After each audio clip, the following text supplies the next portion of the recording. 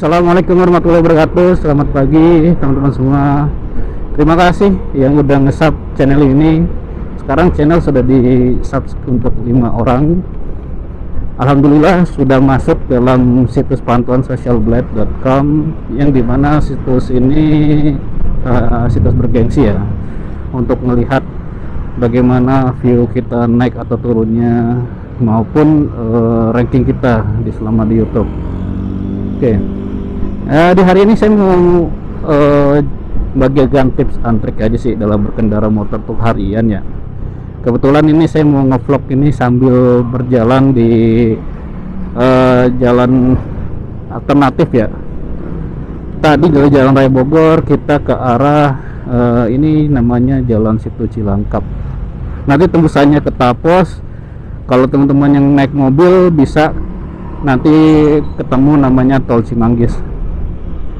Dan kalau misal teman-teman yang mau naik motor yang mau ke arah Cibubur, bisa juga nanti di pinggir tol dari exit Tol Cimanggis itu lewat jalur terowongan yang one way. Itu nanti teman-teman bisa ke arah Keranggan ataupun ke Jalan Raya Lewinagung yang ada di video saya sebelumnya. Kalau yang Jalan Keranggan ini kita belum melewati ya, karena saya pengen nentuin waktunya ya, antara yang jalur Keranggan ini terus sampai ke arah Jati Asih biar jadi satu full video. Nah, terlepas dari itu ya teman-teman, hari ini saya mau bagikan tips dan trik namanya kendaraan kita naik motor sehari-hari itu gimana sih biar kita berkendara motor dengan baik, nyaman, maupun safety di jalan ya. Paling penting sebenarnya kalau buat menurut saya sih naik motor safety ya, ke bahasa Inggrisnya, sorry agak-agak Sunda dikit. Jadi itu gimana kita melihat kondisi, karena pentingnya kita merawat kendaraan tuh supaya kita tuh aman juga di jalan. Ini namanya kita juga belum orang yang berada, dalam arti ya mungkin kemampuan kita naik untuk bekerja itu hanya mampu sebatas naik motor dulu lah, naik mobil saya belum mampu untuk kos operasionalnya. Oke, oleh karena itu teman-teman sih diharapkan penting banget menjaga kendaraannya untuk bisa dipakai yang setiap hari berfungsi secara maksimal, optimal. Sebagai contoh, ini kendaraan saya nih yang saya pakai hari ini Vario 125, yang dimana kilometernya itu di Speedo tercatat 68.000 ya. Ini sudah lama banget sih, saya lupa dari tahun berapa nih Vario 125 ini. Yang jelas Vario ini sering banget saya rawat, apalagi saya selalu rutin mengganti oli 1 bulan sekali. Mungkin teman-teman banyak nanya, oh Pak kok cepet banget ya Mas, 1 bulan sekali kok ganti oli segala macem gitu ya. Karena memang kali saya menempuh perjalanan kantor itu ya 45 kilometer ya kurang lebih. Jadi kalau bisa dikali 1 rit atau PP ya sekitar 90 kilometer ya, 1 bulan bisa ketemu 2000. Kenapa saya sering gantinya di 2000 km lah, atau 1 bulan hitungan harinya? Karena menurut saya ya bensin aja kita isi setiap hari gitu. Kalau misalnya oli mesin ya kita ganti rutin aja.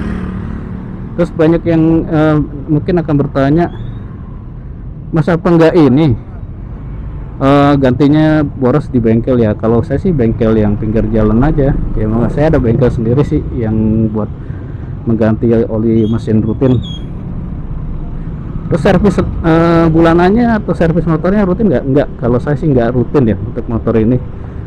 Saya selalu menjadwalkan per 4 bulan sekali buat motor ini ya, karena menurut saya sih kenapa nggak setiap per 2 bulan atau per sebulan sekali ya, karena menurut saya sih dengan gaya perawatan atau gaya saya untuk manage cost ya, 4 bulan sekali itu hal yang rutin saya jalanin. Kalau misalnya mau servis di Ahas, bengkel Honda resmi ya, kan banyak yang nanti akan harus diganti, misalnya mengganti oli gardan atau misalnya ada parts yang harus diganti ya, itu ibaratnya mereka yang melakukan ya. Bisa juga kalau teman-teman yang punya bengkel yang selain bengkel resmi, ke bengkel lain pun juga nggak masalah gitu, karena ya tergantung selera teman-teman dan cost dari teman-teman.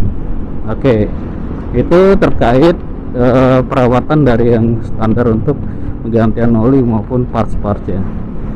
Nah, berikutnya terkait kita mau jalan nih setiap hari ke kantor atau mungkin teman-teman buat aktivitas, yang selalu saya lakukan adalah mengecek tekanan ban.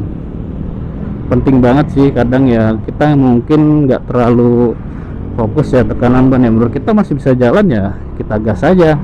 Sebenarnya tekanan ban itu penting ya, pengaruhnya banyak ke konsumsi BBM, ketarikan motor kita, apakah enteng apa enggak gitu, ataupun misalnya berat. Yang berikutnya adalah kondisi fisik motor. Ini paling penting nih teman-teman. Contoh gini, fisik motor itu dilihat dari kotor bersihnya motor kita yang saat dipakai. Kalau saya tipikal orang yang nggak bisa jorok ya kalau naik motor ya, mohon maaf. Seperti ya contohnya di depan kita nih Honda Beat ataupun motor yang di paling depan, kalau bisa teman-teman bisa ngelihat ya, ada Mio. Ya memang itu motor kita rawat lah, minimal kita cuci. Kalau saya sih ngelihat kalau bisa cucinya itu tergantung, misal kemarin habis hujan, hari ini mungkin nggak hujan, setiap pagi selalu saya cuci. Ya nggak terlalu bersih-bersih amat, yang penting sih nyaman dipandang aja, nggak sampai ke full detailing itu. Menurut saya sih yang penting enak dipakai aja, nyaman dilihat gitu. Kan nggak enak kalau kita misalnya kerja tuh motor tuh berantakan, ataupun wah ini sebenarnya jorok juga sih orangnya. Nah kadang ada asumsi orang tuh pandangannya seperti itu, kok motor jelek banget gitu, ini jorok banget apa motor yang nggak ada, apalagi di rumah. Nah itu yang ibaratnya kadang suzonnya orang yang dipakai seperti itu. Oke, kalau misalnya teman-teman males buat ngerawat ini motor, nyuci full body, kalau misalnya saya mensarankan bersihkan bagian yang paling penting. Apa itu? Rantai motor maupun rem motor. Itu benar-benar harus teman-teman perhatikan kebersihannya. Kenapa harus dibersihkan? Ibaratnya kalau rantai motor misalnya kotor dan nggak pernah dikasih oli rantai, bagaimana teman-teman jalan? Pasti berisik banget kan di jalan, nggak nyaman deh pokoknya. Kalau misalnya teman-teman saya tiba-tiba ngeblong atau remnya nggak terlalu pakem, coba dicek deh, mungkin banyak kotoran di situ, nggak bersih pemakaiannya. Ya minimal teman-teman harus rajin-rajin lah ngebersihin. Kalau nggak bersihin ya nanti bakal efeknya panjang, rem nggak pakem ataupun rantai gitulah, sering terlalu karat, nanti baliknya ke teman-teman sendiri.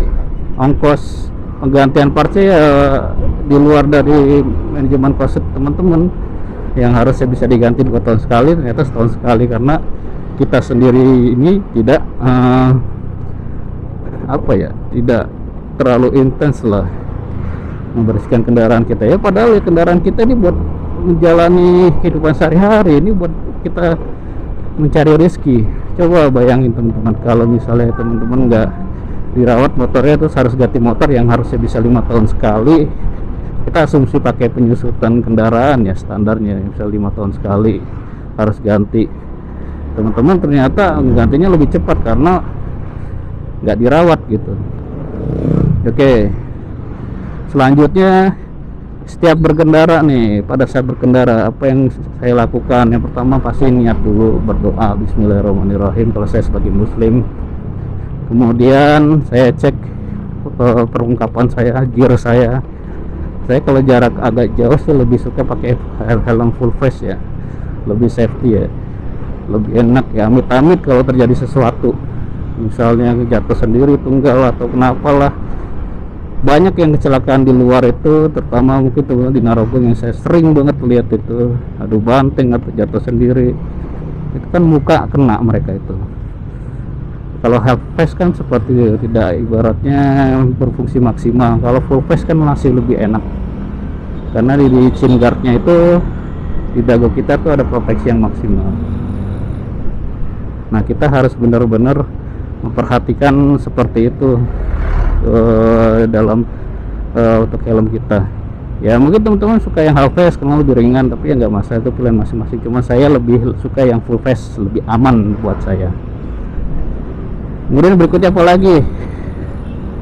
spion. Itu teman yang masih muda, anak-anak Sunmori baru, anak ingusan baru, itu rata-rata motornya ditrondolin, nggak safe sebenarnya. Knalpot diresengin pelan, padahal untuk apa sih?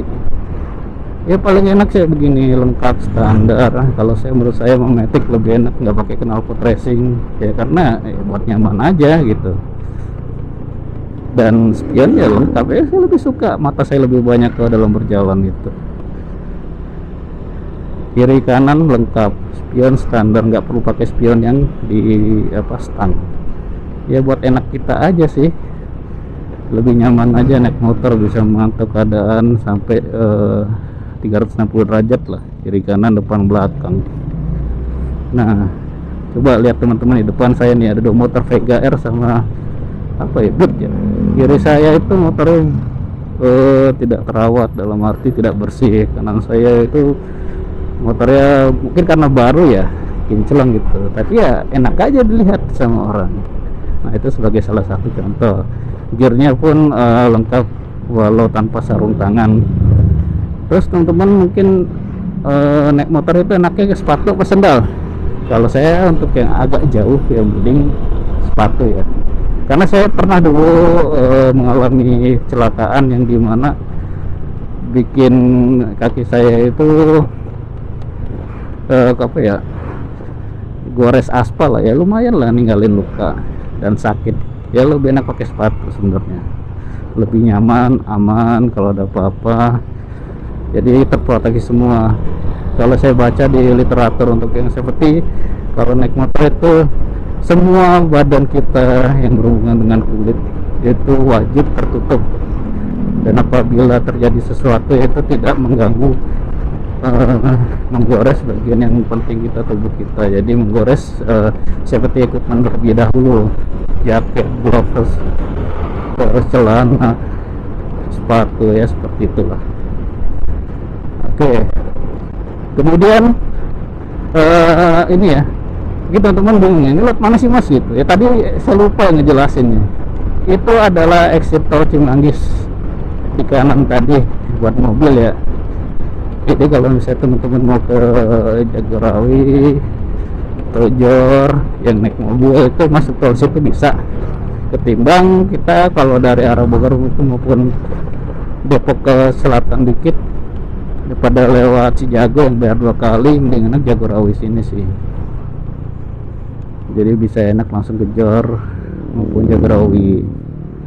Nah kalau naik motor ini nanti tembusannya ke video yang Lewinagung ya. Nah saya lewatnya motor lewat sini daripada lewat jalan raya Bogor yang agak rame padat. Misalnya mau ke arah Bekasi atau Cibubur, saya sih lebih suka di sini karena saingan saya juga paling motor-motor kecil, mobil pribadi, dan nggak ada yang terlalu rame lewat sini sih, sepi. Oke lanjut, setelah equipment apalagi nih cara berkendara saya nih. Walaupun saya pakai Matic dari kilometer 0 dalam kondisi diam, saya nggak terlalu suka narik gas itu terlalu dalam. Menurut saya itu buang-buang konsumsi BBM ya, langsung gas gitu, tiba-tiba kecepatan konstan di 60, buat apa gitu. Mending urut gasnya pelan-pelan gitu, terukur, lebih enak aja sih. Kalau misalnya mau kenceng dikit, saya biasanya kecepatan di atas 60 itu ketika RPM udah stabil langsung enak. Kalau misalnya buat kita ngebalap ataupun pengen ngebut. Dan perlu diketahui teman-teman ya, aturan yang berlaku itu kecepatan dalam kota itu 50 km/jam. Kalau misalnya di dalam ya jalan yang agak kecil ya, atau jalan kampung ya 30 km/jam. Saya baru tahu ternyata seperti itu kecepatannya. Karena kalau misalnya teman-teman pelan di bawah 50 km/jam, misalnya jalan seperti ini ya saya sarankan di jalur yang sebelah kiri ini nih. Tapi kalau teman agak lebih kenceng 50 km/jam atau di atasnya, ya saya jalankan ya di sebelah sini kanan. Karena jalur 5 meter seperti ini kiri kanan dengan berlawanan. Untuk motor ini sebenarnya muat ini untuk dua motor nih, Vino sama Vario tuh, atau Vino sama Beat depan itu kan kiri kanan tuh. Nah ini kita ke kanan, lurus itu jalur Keranggan, cuma saya mau cari waktu yang tepat lah buat review ke sana biar lebih enak jalurnya. Balik lagi ke tadi, speed, kecepatan ya, kita harus sadar diri lah, kita mau kenceng ya di kanan, kita mau pelan ya harusnya di kiri. Jangan maksain kita itu pelan tapi di kanan. Itu banyak teman-teman nggak aware untuk hal itu. Jadi kalau saya bilang terlalu egois di jalan, sudah tahu pelan kok di kanan gitu, untuk apa gitu, atau di tengah-tengah sambil ngobrol. Jadi kiri aja juga udah cukup kok. Yang penting teman-teman konsis saja dengan kecepatan. Pengennya kecepatan di bawah 50 km per jam ya udah di kiri. Lebih dari itu ya paling enak ya di kanan, ya agar bisa selap-selip. Nah, kalau saya sendiri ditanya, Mas rata-rata kecepatan kalau Mas sendiri berapa? Kalau saya sendiri ya di 60-70 km per jam. Dah, kalaupun mau lebih dari situ menurut saya bonus. Karena mindset saya, apalagi kalau ngevlog kayak gini ya, itu lebih enak di kecepatan seperti itu, 60 km per jam. Karena selain kualitas videonya juga terukur, jadi nggak kenceng-kenceng amat. Sisi kiri kanannya juga nggak terlalu apa ya, kayak ngeblur kecepatan ya, karena saking cepatnya kita gitu di jalan. Dan fokus kita lagi ngomong ini juga enak, jadi fokusnya bukan ke jalan full 100% karena ngebut, tapi ya kita fokus bicara juga sih dalam video ini. Nah mungkin itu dulu ya tips yang trik saya kalau misalnya berkendara harian nih. Seperti apa yang saya lakukan ya seperti inilah. Dan alhamdulillah sih selama motor saya itu di angka udah 68.000 ini dari 0, itu nggak pernah ada kendala berarti, kecuali pernah ganti part seperti ban, kanvas rem, kemudian di kemarin 60 ribuan ganti apa ya, tabung depannya, teleskopiknya ya. Karena menurut saya sih jalur yang saya lewatin ini ya nggak mulus-mulus sama kayak jalur Lunagung ini gitu, gelombang lah, jadi cepat bikin aus.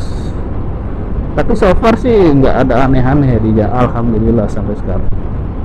Jadi gitu dulu ya mungkin teman-teman. Oke, terima kasih buat subsnya udah 5 orang yang udah ikutin. Jangan lupa ya share, subscribe, like untuk video ini.